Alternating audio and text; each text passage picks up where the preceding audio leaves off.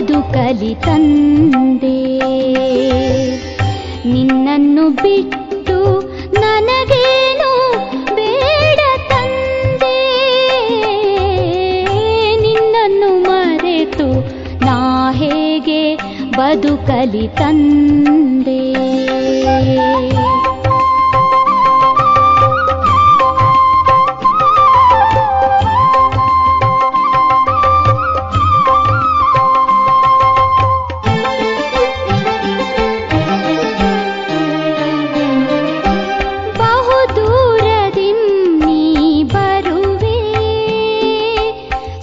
ಶಾಂತಿಗಳ ಎನಗೆ ತರುವೆ,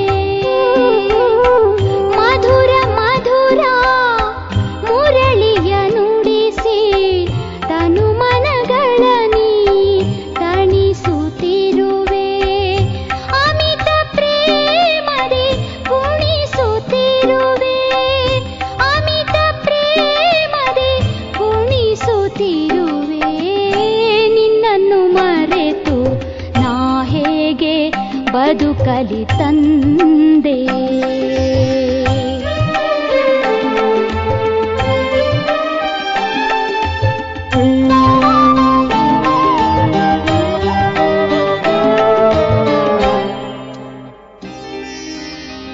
ಅನುದಿನವೂ ಅಮರ ಜ್ಞಾನವ ನೀಡಿ ತನು ಮನಗಳೆರಡನು ಪಾವನಗೊಳಿಸಿದೆ. ನಿನಗಿಂತಲೂ ಎನ್ನ ಮುಂದೆ ಇರಿಸಿದೆ. ಮಕ್ಕಳ ಭಾಗ್ಯ ಕಂಡು ಸಂತಸ ಪಡುವೆ, ಮಕ್ಕಳ ಭಾಗ್ಯ ಕಂಡು ಸಂತಸ ಪಡುವೆ. ನಿನ್ನನ್ನು ಮರೆತು ನಾ ಹೇಗೆ ಬದುಕಲಿ ತಂದೆ.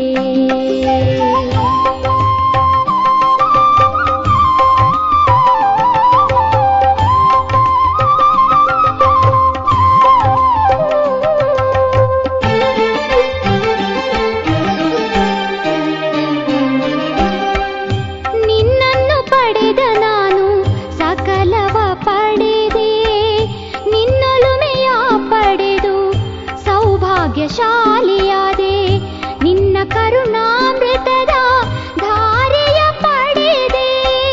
ನಿನ್ನನ್ನು ಪಡೆದು ನಾ ಅತಿ ಧನ್ಯನಾದೆ, ನಿನ್ನನ್ನು ಪಡೆದು ನಾ ಅತಿ ಧನ್ಯನಾದೆ.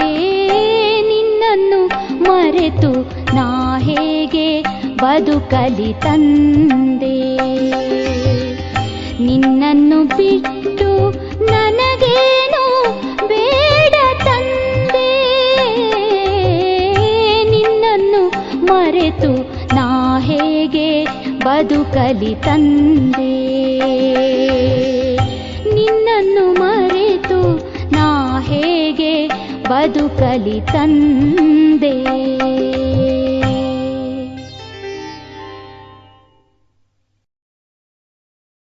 ಓಂ ಶಾಂತಿ.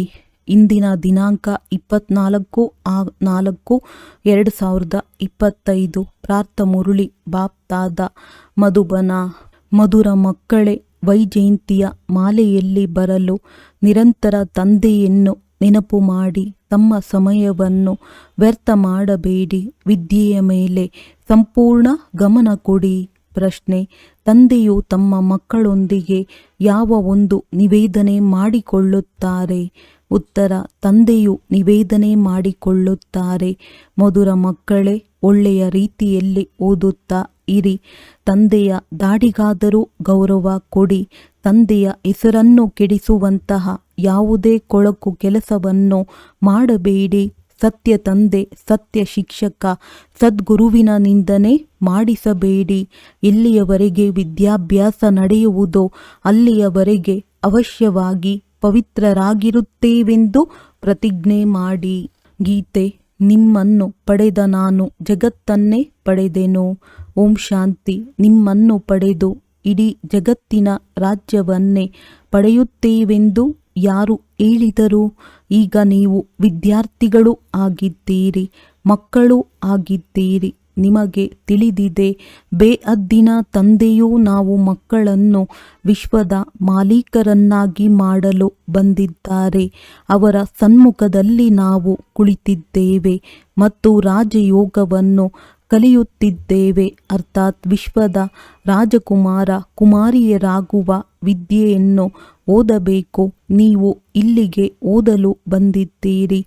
ಈ ಗೀತೆಯು ಭಕ್ತಿ ಮಾರ್ಗದಲ್ಲಿ ಮಾಡಲಾಗಿದೆ. ಈಗ ಮಕ್ಕಳಿಗೆ ಬುದ್ಧಿಯಿಂದ ತಿಳಿದಿದೆ. ನಾವು ವಿಶ್ವದ ಮಹಾರಾಜ ಮಹಾರಾಣಿಯರಾಗುತ್ತೇವೆ. ತಂದೆಯು ಜ್ಞಾನಸಾಗರನಾಗಿದ್ದಾರೆ. ಪಾರಲೌಕಿಕ ಶಿಕ್ಷಕನು ಕುಳಿತು ಆತ್ಮಗಳಿಗೆ ಓದಿಸುತ್ತಾರೆ. ಆತ್ಮವು ಈ ಶರೀರರೂಪಿ ಕರ್ಮೇಂದ್ರಿಯಗಳ ಮೂಲಕ ತಿಳಿದುಕೊಂಡಿದೆ. ನಾವು ತಂದೆಯಿಂದ ವಿಶ್ವದ ಕಿರೀಟಧಾರಿ ರಾಜಕುಮಾರಿಯರಾಗಲು ಪಾಠಶಾಲೆಯಲ್ಲಿ ಕುಳಿತುಕೊಂಡಿದ್ದೇವೆ ಅಂದಾಗ ಎಷ್ಟೊಂದು ನಶೆ ಇರಬೇಕು. ತಮ್ಮನ್ನು ಕೇಳಿಕೊಳ್ಳಿ. ನಾವು ವಿದ್ಯಾರ್ಥಿಗಳಲ್ಲಿ ಇಷ್ಟೊಂದು ನಶೆ ಇದೆಯೇ? ಇದೇನು ಹೊಸ ಮಾತಲ್ಲ. ನಾವು ಕಲ್ಪಕಲ್ಪವು ವಿಶ್ವದ ಕಿರೀಟಧಾರಿ ಕುಮಾರಿಯರಾಗಲು ತಂದೆಯ ಬಳಿ ಬಂದಿದ್ದೇವೆ. ಯಾವ ತಂದೆಯು ಆಗಿದ್ದಾರೆ, ಶಿಕ್ಷಕನೂ ಆಗಿದ್ದಾರೆ. ತಂದೆಯು ಕೇಳಿದಾಗ ನಾವಂತೂ ಸೂರ್ಯವಂಶಿ ಕಿರೀಟಧಾರಿ ಕುಮಾರಿಯರಾಗುತ್ತೇವೆ, ಲಕ್ಷ್ಮೀ ನಾರಾಯಣರಾಗುತ್ತೇವೆ ಎಂದು ಹೇಳುತ್ತೀರಿ. ಅಂದ ಮೇಲೆ ತಮ್ಮನ್ನು ಹೃದಯಪೂರ್ವಕವಾಗಿ ಕೇಳಿಕೊಳ್ಳಿ. ನಾವು ಈ ರೀತಿಯ ಪುರುಷಾರ್ಥ ಮಾಡುತ್ತೇವೆಯೇ? ಯಾವ ಬೇಅದ್ದಿನ ತಂದೆಯು ಸ್ವರ್ಗದ ಆಸ್ತಿಯನ್ನು ಕೊಡಲು ಬಂದಿದ್ದಾರೆ. ಅವರು ನಮ್ಮ ತಂದೆ, ಶಿಕ್ಷಕ, ಸದ್ಗುರುವೂ ಆಗಿದ್ದಾರೆ. ಅಂದ ಮೇಲೆ ಅವರು ಅಷ್ಟು ಶ್ರೇಷ್ಠಾತಿಶ್ರೇಷ್ಠ ಆಸ್ತಿಯನ್ನೇ ಕೊಡುತ್ತಾರೆ. ಅಂದಾಗ ತಮ್ಮನ್ನು ನೋಡಿಕೊಳ್ಳಬೇಕು. ನಾವು ಇಂದು ಓದುತ್ತೇವೆ, ನಾಳೆ ಕಿರೀಟಧಾರಿ ರಾಜಕುಮಾರರಾಗುತ್ತೇವೆಂದು ನಮಗೆ ಖುಷಿ ಇದೆಯೇ? ಏಕೆಂದರೆ ಇದು ಸಂಗಮವಾಗಿದೆಯಲ್ಲವೇ? ಈಗ ನೀವು ಈ ತೀರದಲ್ಲಿದ್ದೀರಿ. ಆ ತೀರವಾದ ಸ್ವರ್ಗದಲ್ಲಿ ಹೋಗುವುದಕ್ಕಾಗಿ ಓದುತ್ತೀರಿ. ಅಲ್ಲಂತೂ ಸರ್ವಗುಣ ಸಂಪನ್ನ ಸೋಲಾಕಲ ಸಂಪನ್ನರಾಗಿಯೇ ಹೋಗುತ್ತೀರಿ. ನಾವು ಇಷ್ಟು ಯೋಗ್ಯರಾಗುತ್ತೇವೆಯೇ ಎಂದು ತಮ್ಮೊಂದಿಗೆ ಕೇಳಿಕೊಳ್ಳಬೇಕಾಗುತ್ತದೆ. ಇಲ್ಲಿ ಒಬ್ಬ ಭಕ್ತ ನಾರದನ ಮಾತಲ್ಲ, ನೀವೆಲ್ಲರೂ ಭಕ್ತರಾಗಿದ್ದೀರಿ. ಈಗ ತಂದೆಯು ಭಕ್ತಿಯಿಂದ ಬಿಡಿಸುತ್ತಾರೆ. ನಿಮಗೆ ತಿಳಿದಿದೆ, ನಾವು ತಂದೆಯಿಂದ ಆಸ್ತಿಯನ್ನು ಪಡೆಯಲು ಅವರ ಮಕ್ಕಳಾಗಿದ್ದೇವೆ. ವಿಶ್ವದ ರಾಜಕುಮಾರರಾಗಲು ನೀವು ಬಂದಿದ್ದೀರಿ. ಇದಕ್ಕೆ ತಂದೆಯು ತಿಳಿಸುತ್ತಾರೆ, ಬಲೆ ಗೃಹಸ್ಥ ವ್ಯವಹಾರದಲ್ಲಿಯೇ ಇರಿ. ವಾನಪ್ರಸ್ಥಿಯವರು ಗೃಹಸ್ಥ ವ್ಯವಹಾರದಲ್ಲಿ ಇರುವುದಿಲ್ಲ ಮತ್ತು ಕುಮಾರಿಯರೂ ಸಹ ಗೃಹಸ್ಥ ವ್ಯವಹಾರದಲ್ಲಿಲ್ಲ. ಅವರದ್ದು ವಿದ್ಯಾರ್ಥಿ ಜೀವನವಾಗಿದೆ. ಬ್ರಹ್ಮಚರ್ಯದಲ್ಲಿಯೇ ವಿದ್ಯೆಯನ್ನು ಓದುತ್ತಾರೆ. ಈಗ ಈ ವಿದ್ಯೆಯು ಬಹಳ ಶ್ರೇಷ್ಠವಾದುದಾಗಿದೆ. ಇದರಲ್ಲಿ ಸದಾ ಕಾಲಕ್ಕಾಗಿ ಪವಿತ್ರರಾಗಬೇಕಾಗಿದೆ. ಅಲ್ಲಂತೂ ಬ್ರಹ್ಮಚರ್ಯದಲ್ಲಿ ವಿದ್ಯೆಯನ್ನು ಓದಿ ಮತ್ತೆ ವಿಕಾರದಲ್ಲಿ ಹೋಗುತ್ತಾರೆ. ಇಲ್ಲಿ ನೀವು ಬ್ರಹ್ಮಚರ್ಯದಲ್ಲಿದ್ದು ಪೂರ್ಣ ವಿದ್ಯೆಯನ್ನು ಓದುತ್ತೀರಿ. ತಂದೆಯು ತಿಳಿಸುತ್ತಾರೆ, ನಾನು ಪವಿತ್ರತೆಯ ಸಾಗರನಾಗಿದ್ದೇನೆ, ನಿಮ್ಮನ್ನು ಮಾಡುತ್ತೇನೆ. ನೀವು ತಿಳಿದುಕೊಂಡಿದ್ದೀರಿ, ಅರ್ಧಕಲ್ಪ ನಾವು ಪವಿತ್ರರಾಗಿದ್ದೆವು. ಬಾಬಾ, ನಾವೇಕೆ ಪವಿತ್ರರಾಗಿ ಪವಿತ್ರ ಪ್ರಪಂಚದ ಮಾಲೀಕರಾಗಬಾರದು ಎಂದು ಅವಶ್ಯವಾಗಿ ತಂದೆಯೊಂದಿಗೆ ಪ್ರತಿಜ್ಞೆ ಮಾಡಿದೆವು. ಎಷ್ಟು ದೊಡ್ಡ ತಂದೆಯಾಗಿದ್ದಾರೆ. ಬಲೆ ಈ ಶರೀರವು ಸಾಧಾರಣವಾಗಿದೆ, ಆದರೆ ಆತ್ಮಕ್ಕೆ ನಶೆ ಏರುತ್ತದೆ ಎಲ್ಲವೇ? ಪವಿತ್ರರನ್ನಾಗಿ ಮಾಡಲು ತಂದೆಯು ಬಂದಿದ್ದಾರೆ ಮತ್ತು ತಿಳಿಸುತ್ತಾರೆ, ನೀವು ವಿಕಾರದಲ್ಲಿ ಹೋಗುತ್ತಾ ವೇಶ್ಯಾಲಯದಲ್ಲಿ ಬಂದು ಬಿಟ್ಟಿದ್ದೀರಿ. ನೀವು ಸತ್ಯಯುಗದಲ್ಲಿ ಪವಿತ್ರರಾಗಿದ್ದೀರಿ. ಈ ರಾಧೆ ಕೃಷ್ಣರು ಪವಿತ್ರ ಕುಮಾರಿಯರಲ್ಲವೇ? ರುದ್ರಮಾಲೆಯನ್ನು ನೋಡಿ ವಿಷ್ಣುವಿನ ಮಾಲೆಯನ್ನು ನೋಡಿ ರುದ್ರಮಾಲೆಯೇ ನಂತರ ವಿಷ್ಣುವಿನ ಮಾಲೆಯಾಗುವುದು. ವೈಜಯಂತಿ ಮಾಲೆಯಲ್ಲಿ ಬರುವುದಕ್ಕಾಗಿ ತಂದೆಯು ತಿಳಿಸುತ್ತಾರೆ. ಮೊದಲು ನಿರಂತರ ತಂದೆಯನ್ನು ನೆನಪು ಮಾಡಿ ತಮ್ಮ ಸಮಯವನ್ನು ವ್ಯರ್ಥ ಮಾಡಬೇಡಿ. ಈ ಕವಡೆಗಳ ಹಿಂದೆ ಕೋತಿಯಾಗಬೇಡಿ. ಕೋತಿಗಳು ಕಡಲೆಯನ್ನು ತಿನ್ನುತ್ತವೆ. ಈಗ ತಂದೆಯು ನಿಮಗೆ ರತ್ನಗಳನ್ನು ಕೊಡುತ್ತಿದ್ದಾರೆ ಅಂದ ಮೇಲೆ ನೀವು ಕವಡೆಗಳು ಅಥವಾ ಕಡಲೆಯ ಹಿಂದೆ ಹೋಗುತ್ತೀರೆಂದರೆ ಸ್ಥಿತಿ ಏನಾಗುವುದು? ರಾವಣನ ಬಂಧನದಲ್ಲಿ ಹೊರಟು ಹೋಗುತ್ತೀರಿ. ತಂದೆಯು ಬಂದು ರಾವಣನ ಜೈಲಿನಿಂದ ಬಿಡಿಸುತ್ತಾರೆ. ತಿಳಿಸುತ್ತಾರೆ, ಮಕ್ಕಳೇ, ದೇಹ ಸಹಿತ ದೇಹದ ಎಲ್ಲ ಸಂಬಂಧಗಳನ್ನು ಬುದ್ಧಿಯಿಂದ ತ್ಯಾಗ ಮಾಡಿ ತಮ್ಮನ್ನು ಆತ್ಮನಿಶ್ಚಯ ಮಾಡಿಕೊಳ್ಳಿ. ನಾನು ಕಲ್ಪಕಲ್ಪವೂ ಭಾರತದಲ್ಲಿಯೇ ಬರುತ್ತೇನೆ. ಭಾರತವಾಸಿ ಮಕ್ಕಳನ್ನು ವಿಶ್ವದ ಕಿರೀಟಧಾರಿ ರಾಜಕುಮಾರ ರಾಜಕುಮಾರಿಯರನ್ನಾಗಿ ಮಾಡುತ್ತೇನೆ. ತಂದೆಯು ಎಷ್ಟು ಸಹಜವಾಗಿ ಓದಿಸುತ್ತಾರೆ. 4 ಅಥವಾ 8 ಗಂಟೆಗಳ ಕಾಲ ಬಂದು ಕುಳಿತುಕೊಳ್ಳಿ ಎಂದು ಹೇಳುವುದಿಲ್ಲ. ಗೃಹಸ್ಥ ವ್ಯವಹಾರದಲ್ಲಿರುತ್ತಾ ತಮ್ಮನ್ನು ಆತ್ಮವೆಂದು ತಿಳಿದು ನನ್ನನ್ನು ನೆನಪು ಮಾಡಿ ಅದರಿಂದ ನೀವು ಪತಿತರಿಂದ ಪಾವನರಾಗಿ ಬಿಡುತ್ತೀರಿ. ವಿಕಾರದಲ್ಲಿ ಹೋಗುವವರಿಗೆ ಪತಿತರೆಂದು ಕರೆಯಲಾಗುತ್ತದೆ. ದೇವತೆಗಳು ಪಾವನರಾಗಿದ್ದಾರೆ, ಆದ್ದರಿಂದಲೇ ಅವರ ಮಹಿಮೆ ಮಾಡಲಾಗುತ್ತದೆ. ತಂದೆಯು ತಿಳಿಸುತ್ತಾರೆ, ಅದು ಅಲ್ಪಕಾಲದ ಕ್ಷಣಭಂಗೂರ ಸುಖವಾಗಿದೆ. ಸುಖವು ಕಾಗವಿಷ್ಟ ಸಮಾನವೆಂದು ಸನ್ಯಾಸಿಗಳು ಸರಿಯಾಗಿಯೇ ಹೇಳುತ್ತಾರೆ. ಆದರೆ ದೇವತೆಗಳಿಗೆ ಎಷ್ಟೊಂದು ಸುಖವಿರುತ್ತದೆ ಎಂಬುದನ್ನು ತಿಳಿದುಕೊಂಡಿಲ್ಲ. ಹೆಸರೇ ಸುಖಧಾಮವಾಗಿದೆ, ಇದು ದುಃಖಧಾಮವಾಗಿದೆ. ಈ ಮಾತುಗಳು ಪ್ರಪಂಚದಲ್ಲಿ ಯಾರಿಗೂ ತಿಳಿದಿಲ್ಲ. ತಂದೆಯೇ ಬಂದು ಕಲ್ಪಕಲ್ಪವು ತಿಳಿಸುತ್ತಾರೆ.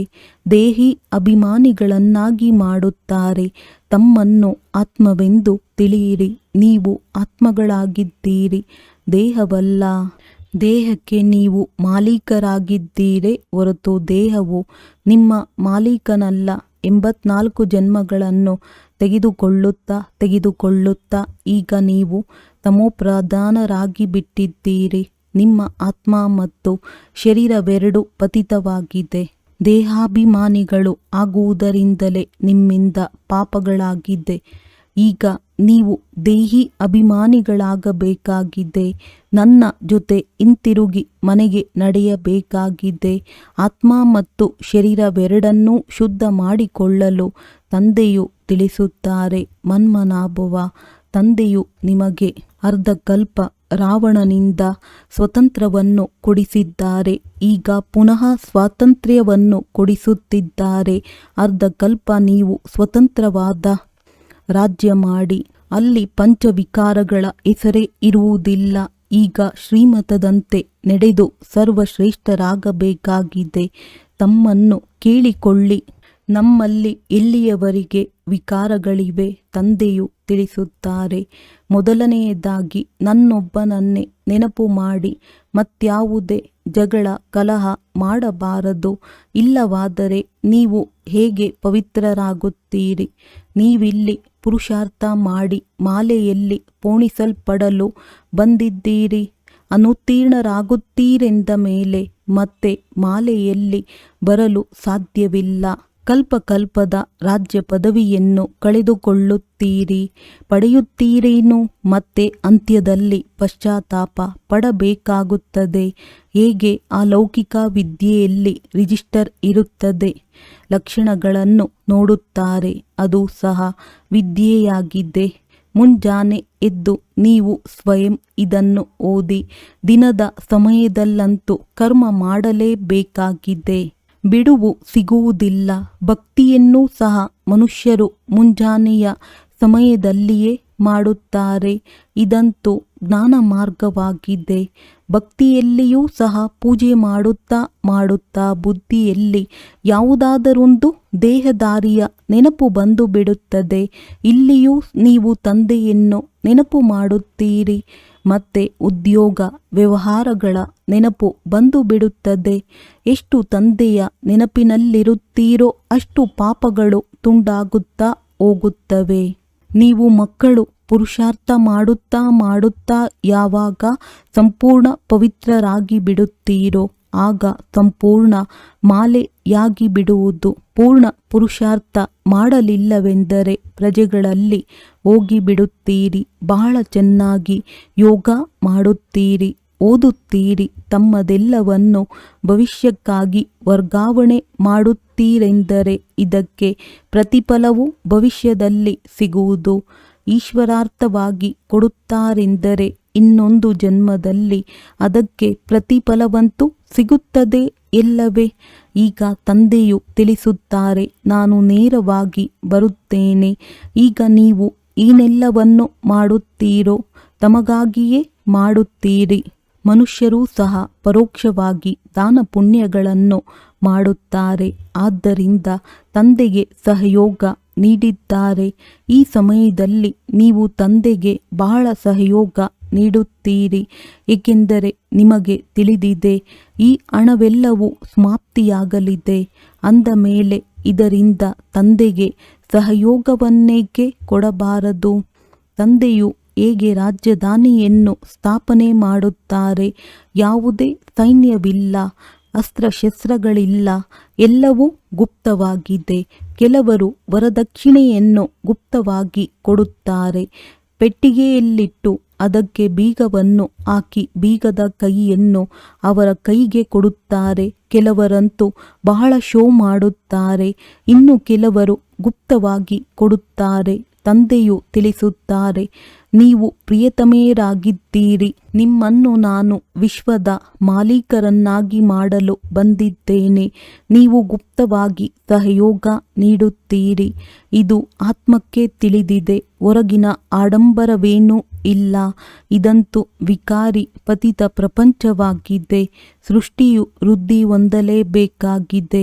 ಆತ್ಮಗಳು ಅವಶ್ಯವಾಗಿ ಬರಬೇಕಾಗಿದೆ. ಜನ್ಮಗಳು ಇನ್ನೂ ಹೆಚ್ಚಾಗಬೇಕಾಗಿದೆ. ಈ ಲೆಕ್ಕದಿಂದ ದವಸ ಧಾನ್ಯಗಳು ಸಾಕಾಗುವುದಿಲ್ಲವೆಂದು ಹೇಳುತ್ತಾರೆ. ಇದು ಆಸುರಿ ಬುದ್ಧಿಯಾಗಿದೆ. ನೀವು ಮಕ್ಕಳಿಗೆ ಈಗ ಈಶ್ವರಿಯ ಬುದ್ಧಿಯು ಸಿಕ್ಕಿದೆ. ಭಗವಂತನು ಓದಿಸುತ್ತಾರೆಂದರೆ ಅವರಿಗೆ ಎಷ್ಟೊಂದು ಗೌರವ ಕೊಡಬೇಕು, ಎಷ್ಟೊಂದು ಓದಬೇಕು. ಏಕೆಂದರೆ ಕೆಲವರು ಇಂತಹ ಮಕ್ಕಳಿದ್ದಾರೆ, ಅವರಿಗೆ ಅಂಶ ಮಾತ್ರವೂ ವಿದ್ಯೆಯಲ್ಲಿ ಆಸಕ್ತಿ ಇಲ್ಲ. ನೀವು ಮಕ್ಕಳಿಗೆ ಈಗ ಬುದ್ಧಿಯಲ್ಲಿರಬೇಕು. ನಾವು ತಂದೆಯ ಮೂಲಕ ಕಿರೀಟಧಾರಿ ರಾಜಕುಮಾರ ರಾಜಕುಮಾರಿಯರಾಗುತ್ತೇವೆ. ಈಗ ತಂದೆಯು ತಿಳಿಸುತ್ತಾರೆ, ಈಗ ನನ್ನ ಮತದಂತೆ ನಡೆಯಿರಿ. ತಂದೆಯನ್ನು ನೆನಪು ಮಾಡಿ. ನಾವು ಮರೆತು ಬಿಡುತ್ತೇವೆಂದು ಪದೇ ಪದೇ ಹೇಳುತ್ತಾರೆ. ನಾವು ಪಾಠವನ್ನು ಮರೆತು ಹೋಗುತ್ತೇವೆ ಎಂದು. ವಿದ್ಯಾರ್ಥಿಯು ಹೇಳಿದ್ದೇ ಆದರೆ ಶಿಕ್ಷಕರೇನು ಮಾಡುವುದು? ನೆನಪು ಮಾಡದಿದ್ದರೆ ವಿಕರ್ಮಗಳು ವಿನಾಶವಾಗುವುದಿಲ್ಲ. ಇವರು ತೇರ್ಗಡೆಯಾಗಿ ಬಿಡಲಿ ಎಂದು ಶಿಕ್ಷಕರು ಎಲ್ಲರಿಗೆ ಆಶೀರ್ವಾದ ಮಾಡುತ್ತಾರೆಯೇ? ಇಲ್ಲಿ ಆಶೀರ್ವಾದ ಅಥವಾ ಕೃಪೆಯ ಮಾತಿಲ್ಲ. ಇಲ್ಲಿ ತಂದೆಯು ತಿಳಿಸಿದ್ದಾರೆ, ಮಕ್ಕಳೇ ಚೆನ್ನಾಗಿ ಓದಿರಿ, ಬಲೆ ಉದ್ಯೋಗ ವ್ಯವಹಾರವನ್ನು ಮಾಡಿಕೊಳ್ಳಿ. ಆದರೆ ಅವಶ್ಯವಾಗಿ ಓದಬೇಕಾಗಿದೆ. ತಮೋಪ್ರಧಾನರಿಂದ ಸತೋಪ್ರಧಾನರಾಗಿ ಅನ್ಯರಿಗೂ ಮಾರ್ಗವನ್ನು ತಿಳಿಸಿಕೊಡಿ. ತಮ್ಮನ್ನು ತಾವು ಕೇಳಿಕೊಳ್ಳಿ. ನಾವು ತಂದೆಯ ಸೇವೆಯನ್ನು ಎಷ್ಟು ಮಾಡುತ್ತಿದ್ದೇವೆ?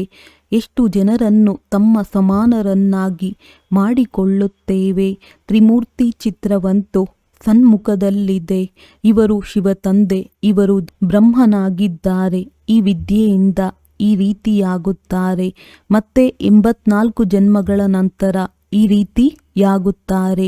ಶಿವತಂದೆಯು ಬ್ರಹ್ಮರವರ ತನುವಿನಲ್ಲಿ ಪ್ರವೇಶ ಮಾಡಿ ಬ್ರಾಹ್ಮಣರನ್ನು ದೇವತೆಗಳನ್ನಾಗಿ ಮಾಡುತ್ತಿದ್ದಾರೆ. ನೀವು ಬ್ರಾಹ್ಮಣರಾಗಿದ್ದೀರಿ.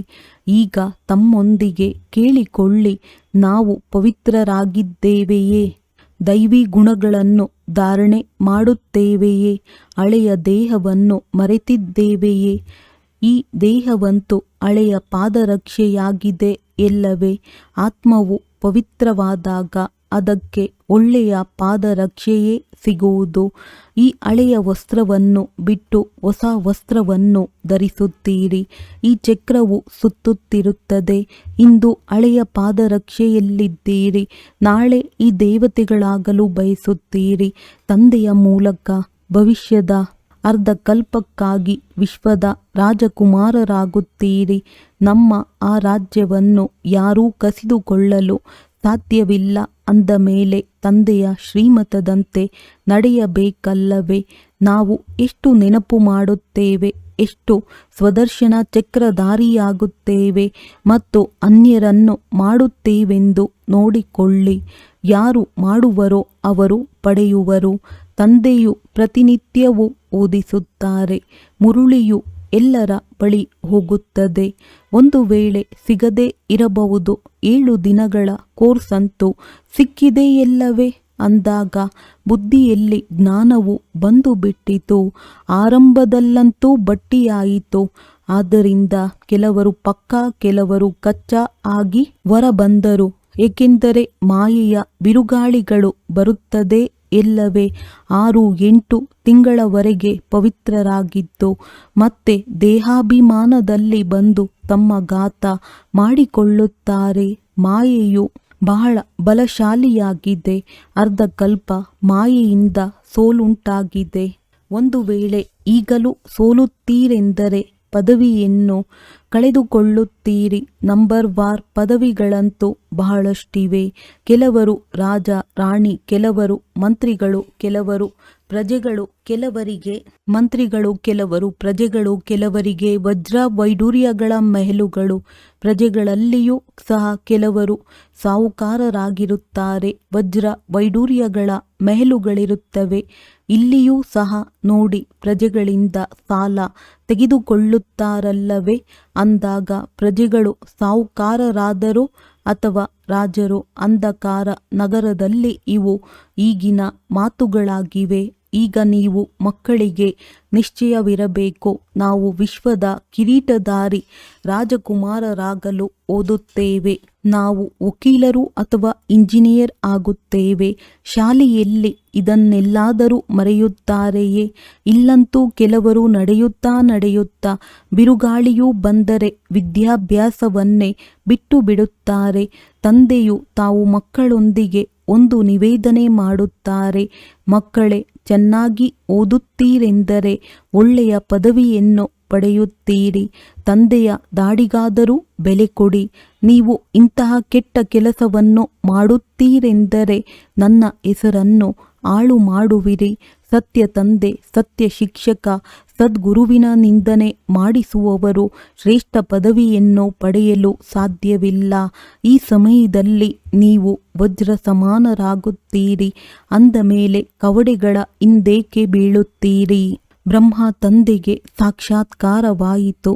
ತಕ್ಷಣ ಕವಡೆಗಳನ್ನು ಬಿಟ್ಟು ಬಿಟ್ಟರು. ಅರೆ, 21 ಜನ್ಮಗಳಿಗಾಗಿ ರಾಜ್ಯ ಭಾಗ್ಯವು ಸಿಗುತ್ತದೆ ಎಂದರೆ ಈ ಕವಡೆಗಳನ್ನೇನು ಮಾಡುವುದು ಎಂದು ಹೇಳಿ ಎಲ್ಲವನ್ನು ಕೊಟ್ಟು ಬಿಟ್ಟರು. ನಾವಂತೂ ವಿಶ್ವದ ರಾಜ್ಯ ಭಾಗ್ಯವನ್ನು ತೆಗೆದುಕೊಳ್ಳುತ್ತೇವೆ. ಇದು ಸಹ ತಿಳಿದಿದೆ, ವಿನಾಶವಾಗಲಿದೆ. ಈಗ ಓದಲಿಲ್ಲವೆಂದರೆ ಟೂಲೇಟ್ ಆಗಿಬಿಡುತ್ತದೆ. ಪಶ್ಚಾತ್ತಾಪ ಪಡಬೇಕಾಗುತ್ತದೆ. ಮಕ್ಕಳಿಗೆ ಎಲ್ಲವೂ ಸಾಕ್ಷಾತ್ಕಾರವಾಗಿ ಬಿಡುವುದು. ತಂದೆಯು ತಿಳಿಸುತ್ತಾರೆ, ಏ ಪತಿತ ಪಾವನ ಎಂದು ನೀವು ನನ್ನನ್ನು ಕರೆಯುತ್ತೀರಿ. ಈಗ ನಾನು ಪತಿತ ಪ್ರಪಂಚದಲ್ಲಿ ನಿಮಗಾಗಿ ಬಂದಿದ್ದೇನೆ ಮತ್ತು ಪಾವನರಾಗಿ ಎಂದು ತಿಳಿಸುತ್ತೇನೆ. ಮತ್ತೆ ನೀವು ಪದೇ ಪದೇ ಕೆಸರಿನಲ್ಲಿ ಹೋಗಿ ಬೀಳುತ್ತೀರಿ. ನಾನಂತೂ ಕಾಲರ ಕಾಲನಾಗಿದ್ದೇನೆ. ಎಲ್ಲರನ್ನೂ ಕರೆದುಕೊಂಡು ಹೋಗುತ್ತೇನೆ. ಸ್ವರ್ಗದಲ್ಲಿ ಹೋಗುವುದಕ್ಕಾಗಿ ತಂದೆಯು ಮಾರ್ಗವನ್ನು ತಿಳಿಸುತ್ತಾರೆ. ಸೃಷ್ಟಿ ಚಕ್ರವು ಹೇಗೆ ಸುತ್ತುತ್ತದೆ ಎಂಬ ಜ್ಞಾನವನ್ನು ಕೊಡುತ್ತಾರೆ. ಇದು ಬೇಅದ್ದಿನ ಜ್ಞಾನವಾಗಿದೆ. ಯಾರು ಕಲ್ಪದ ಹಿಂದೆ ಓದಿದ್ದಾರೆಯೋ ಅವರೇ ಓದುತ್ತಾರೆ. ಅದು ಸಹ ಸಾಕ್ಷಾತ್ಕಾರವಾಗುತ್ತಾ ಇರುತ್ತದೆ. ಈ ನಿಶ್ಚಯವಾಗಲಿ, ಬೇಅದ್ದಿನ ತಂದೆಯೂ ಬಂದಿದ್ದಾರೆ.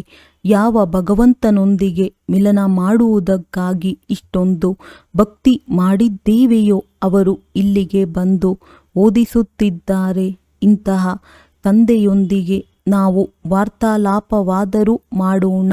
ಎಷ್ಟೊಂದು ಉಲ್ಲಾಸ ಖುಷಿಯಿಂದ ಓಡಿಕೊಂಡು ಬಂದು ಮಿಲನ ಮಾಡಬೇಕು.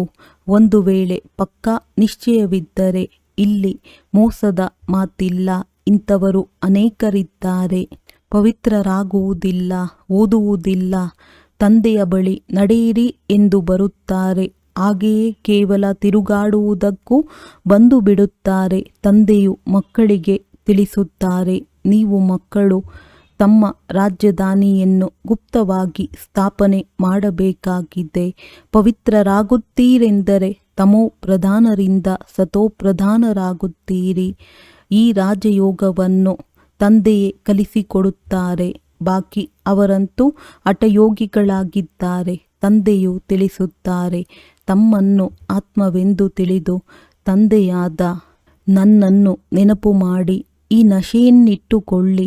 ನಾವು ಬೇಅದ್ದಿನ ತಂದೆಯಿಂದ ವಿಶ್ವದ ರಾಜಕುಮಾರರಾಗಲು ಬಂದಿದ್ದೇವೆ. ಅಂದ ಮೇಲೆ ಶ್ರೀಮತದಂತೆ ನಡೆಯಬೇಕು. ಮಾಯೆಯು ಈ ರೀತಿ ಇದೆ, ಅದು ಬುದ್ಧಿಯೋಗವನ್ನೇ ಕತ್ತರಿಸಿ ಬಿಡುತ್ತದೆ. ತಂದೆಯು ಸಮರ್ಥನಾಗಿದ್ದಾರೆ ಅಂದ ಮೇಲೆ ಮಾಯೆಯೂ ಸಹ ಸಮರ್ಥವಾಗಿದೆ. ಅರ್ಧಕಲ್ಪ ರಾಮರಾಜ್ಯ, ಇನ್ನರ್ಧಕಲ್ಪ ರಾವಣ ರಾಜ್ಯ. ಇದನ್ನೂ ಸಹ ಯಾರೂ ತಿಳಿದುಕೊಂಡಿಲ್ಲ. ಒಳ್ಳೆಯದು. ಮಧುರಾತಿ ಮಧುರ ಅಗಲಿ ಹೋಗಿ ಮರಳಿ ಸಿಕ್ಕಿದ ಮಕ್ಕಳ ಪ್ರತಿ ಮಾತಾಪಿತಾ ಬಾಪ್ ದಾದಾರವರ ನೆನಪು, ಪ್ರೀತಿ ಹಾಗೂ ಸುಪ್ರಭಾತ. ಆತ್ಮೀಯ ಮಕ್ಕಳಿಗೆ ಆತ್ಮೀಯ ತಂದೆಯ ನಮಸ್ತೆ. ಧಾರಣೆಗಾಗಿ ಮುಖ್ಯ ಸಾರ. ಸದಾ ನಶೆ ಇರಲಿ. ನಾವು ಇಂದು ಓದುತ್ತೇವೆ, ನಾಳೆ ರಾಜಕುಮಾರ ಕುಮಾರಿಯರಾಗುತ್ತೇವೆ. ತಮ್ಮ ಹೃದಯದೊಂದಿಗೆ ಕೇಳಿಕೊಳ್ಳಬೇಕು, ನಾವು ಇಂತಹ ಪುರುಷಾರ್ಥ ಮಾಡುತ್ತೇವೆಯೇ? ತಂದೆಯ ಪ್ರತಿ ಅಷ್ಟೊಂದು ಗೌರವವಿದೆಯೇ? ವಿದ್ಯೆಯಲ್ಲಿ ಆಸಕ್ತಿ ಇದೆಯೇ? ತಂದೆಯ ಕರ್ತವ್ಯದಲ್ಲಿ ಗುಪ್ತ ಸಹಯೋಗಿಗಳಾಗಬೇಕಾಗಿದೆ. ಭವಿಷ್ಯಕ್ಕಾಗಿ ತಮ್ಮದೆಲ್ಲವನ್ನು ವರ್ಗಾವಣೆ ಮಾಡಬೇಕಾಗಿದೆ. ಕವಡೆಗಳ ಹಿಂದೆ ಸಮಯವನ್ನು ಕಳೆಯದೆ ವಜ್ರ ಸಮಾನರಾಗುವ ಪುರುಷಾರ್ಥ ಮಾಡಬೇಕು. ವರದಾನ: ಮನಸ್ಸು ಬುದ್ಧಿಯನ್ನು ಮನ್ಮಥದಿಂದ ಮುಕ್ತ ಮಾಡಿಕೊಂಡು ಸೂಕ್ಷ್ಮವತನದ ಅನುಭವ ಮಾಡುವಂತಹ ಡಬಲ್ ಲೈಟ್ ಭವ. ಕೇವಲ ಸಂಕಲ್ಪ ಶಕ್ತಿ ಅರ್ಥಾತ್ ಮನಸ್ಸು ಮತ್ತು ಬುದ್ಧಿಯನ್ನು ಸದಾ ಮನ್ಮಥದಿಂದ ಖಾಲಿಯಾಗಿ ಇಡುತ್ತೀರೆಂದರೆ ಇಲ್ಲಿರುತ್ತಿದ್ದರೂ ವತನದ ಎಲ್ಲ ದೃಶ್ಯಗಳು ಈ ರೀತಿ ಸ್ಪಷ್ಟವಾಗಿ ಅನುಭವ ಮಾಡುತ್ತೀರಿ. ಹೇಗೆಂದರೆ ಪ್ರಪಂಚದ ಯಾವುದೇ ದೃಶ್ಯವೂ ಸ್ಪಷ್ಟವಾಗಿ ಕಾಣಿಸುತ್ತದೆ. ಈ ಅನುಭೂತಿಗಾಗಿ ತಮ್ಮ ಮೇಲೆ ಯಾವುದೇ ಹೊರೆಯನ್ನಿಟ್ಟುಕೊಳ್ಳಬಾರದು. ಎಲ್ಲ ಹೊರೆಗಳನ್ನು ತಂದೆಗೆ ಕೊಟ್ಟು ಡಬಲ್ ಲೈಟ್ ಆಗಿರಬೇಕು. ಮನಸ್ಸು ಬುದ್ಧಿಯಿಂದ ಸದಾ ಶುದ್ಧ ಸಂಕಲ್ಪಗಳ ಭೋಜನವನ್ನು ಮಾಡಿರಿ. ಎಂದೂ ವ್ಯರ್ಥ ಸಂಕಲ್ಪಗಳು ಅಥವಾ ವಿಕಲ್ಪಗಳ ಅಶುದ್ಧ ಭೋಜನವನ್ನು ಮಾಡುವುದಿಲ್ಲವೆಂದರೆ ಹೊರೆಯಿಂದ ಹಗುರರಾಗಿರುತ್ತಾ ಶ್ರೇಷ್ಠ ಸ್ಥಿತಿಯ ಅನುಭವ ಮಾಡಲು ಸಾಧ್ಯವಾಗುತ್ತದೆ. ಸ್ಲೋಗನ್: ವ್ಯರ್ಥಕ್ಕೆ ಫುಲ್ ಸ್ಟಾಪ್, ಪೂರ್ಣ ವಿರಾಮ ಇಡಿ ಮತ್ತು ಶುಭ ಭಾವನೆಯ ಸ್ಟಾಕನ್ನು ಫುಲ್ ಮಾಡಿರಿ. ಅವ್ಯಕ್ತ ಸೂಚನೆ: ಕಂಬೈನ್ಡ್ ರೂಪದ ಸ್ಮೃತಿಯಿಂದ ಸದಾ ವಿಜಯಿಯಾಗಿರಿ. ಒಂದು ವೇಳೆ ನಡೆಯುತ್ತಾ ಯಾವಾಗಾದರೂ ಅಸಫಲತೆ ಅಥವಾ ಕಷ್ಟದ ಅನುಭವವಾಗುತ್ತದೆ. ಆಗ ಅದರ ಕಾರಣ ಕೇವಲ ಸೇವಕ, ಸಹಯೋಗಿ ಆಗಿಬಿಡುತ್ತೀರಿ. ಭಗವಂತನ ಸೇವಕ ಸಹಯೋಗಿ ಆಗುವುದಿಲ್ಲ.